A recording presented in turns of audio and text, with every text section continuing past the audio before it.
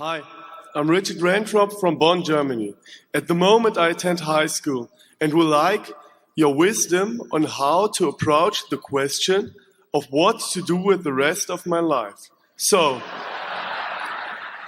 We prefer things a little more difficult than that, if you've got to say.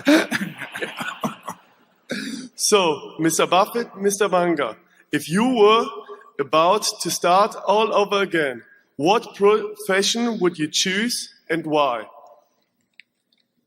Well, I would choose what I do because I have fun at it. I'm reasonably good at it. You know, I meet a lot of interesting people through it. No heavy lifting. It fits me. But that's not advice for you. I mean, you have to find out what's your passion in life. You know, it's a terrible mistake to kind of sleepwalk through your life, because unless Shirley MacLaine's right, you know, it's the only one you're going to have. And so I was very lucky in that I found my passion early. I mean, that's not easy, you know. That takes some luck. It just so happened my dad was in a business, had a very small office, and he had a bunch of books down there. And when I would go down there on Saturday or after school, I would start reading those books, and it turned me on. And this was before Playboy actually existed. And so, you know, that was just plain lucky. You know, if he'd been a minister, I'm not so sure I would have, you know, gotten quite as enthused about visiting the office. But that's the way to.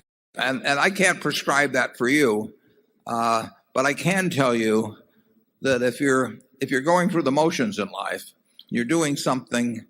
Now, obviously, if you need the job you have and you can't make a change, and your kids have to eat and all of that, you deal with realities like that.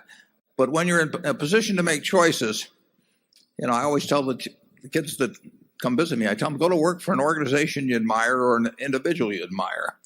That means that many of them become self-employed, but but the idea, you know, you can't get a bad result. I went to work for Ben Graham when I was 24. I only worked for him for less than 2 years, but I jumped out of bed every day in the morning. I was excited about what I was going to do. I was learning things. I was with a man I admired. I never asked my salary when I took that job. I moved to New York City and found out what my salary was when I got the check. So just be sure you get the right spouse. That's enormously important. You know, as Charlie says, the problem, you know, is that we talk about the fellow that spent 20 years looking for the perfect woman, and then he found her, and unfortunately she was looking for the perfect man. So you may have a problem in that respect.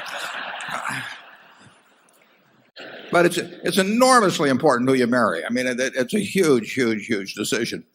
And you know, if you're lucky in a couple of things like that, you're going to have a happy life, and you're going to behave better as you go along. I mean, it's a lot easier to behave well when things are going your way and you're enjoying your work, and you're thinking about things every day that are the kind of things you like to think about. And Charlie has a lot better advice than I have on that. Go to it.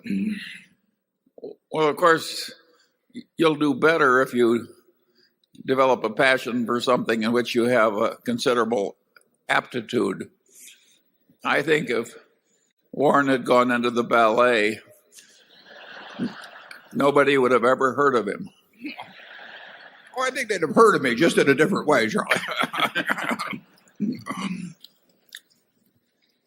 Well, the chances are, if you find something that turns you on, you probably do have some talent for it, though. I mean, I don't think I could have gotten turned on by ballet. Yeah.